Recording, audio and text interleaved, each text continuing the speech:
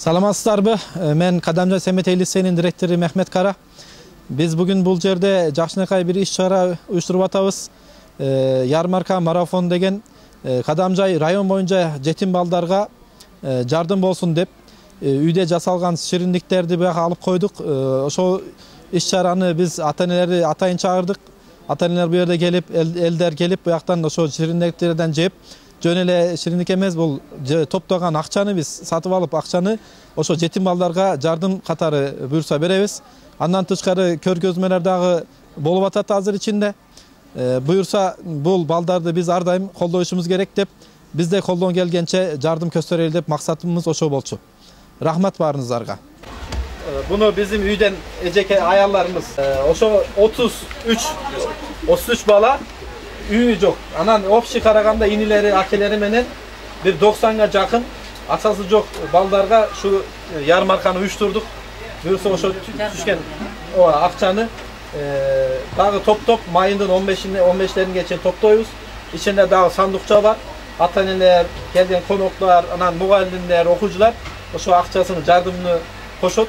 Ошо менен буларга аларды чыгарып буяка конференц залда концерт беребиз, анан тамак беребиз, анан акчаны тапшырып жөнөтөбүз. Майрам дейсиз. Ошо майрам десек болуп берет. Баарыңыздар кош келдиңиздер. Биз сүйүндүк буяка келгениңизге. Өздөрү жасаган да? Өздөрү аялдарыбыз үйдө жасаган. Үйдө жасаган. Анан үчүнчү иш-чара көргөзмө болот. Түркчө айтканда Science Fuar дейт. Fizika, kimya, biyologiya, anan kompütür, İngiliz tilinden bizde mektepte kanday, liseyde kanday iş-çaralar bulup, anan kanday eksperimentler жүрөт, ошоларды дагы балдар жасады. Мен Тағаев Манастын апасы Апызали кызы Жылдызхан, Баткен шаарынан келип отурам. Балам ушул жерде былтыртан бери 7 класста кабыл алынып, азыркы учурда 8 Ж класстын окуучусу. Бүгүнкү келген, ушул жерге келген максатыбыз ата-энелер чогулушу уюштурулган экен.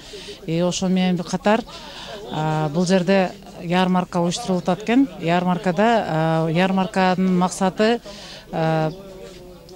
Кадамжай району боюнча 33 үй бүлөдө 70тен ашуун жетим балдар бар экен. Ошол жетим балдардын жардам иретинде лицей тарабынан ушул демилге көтөрүлүп, демилге болуп уюштурулган экен.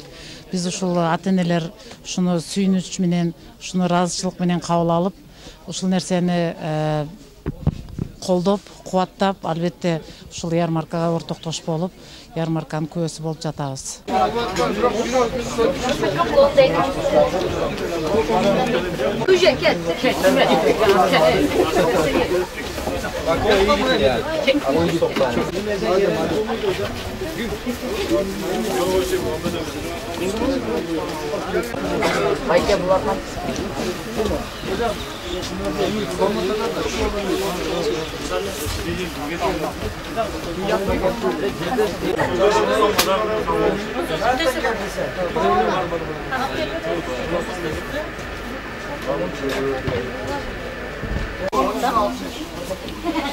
Üçten 8 aldım.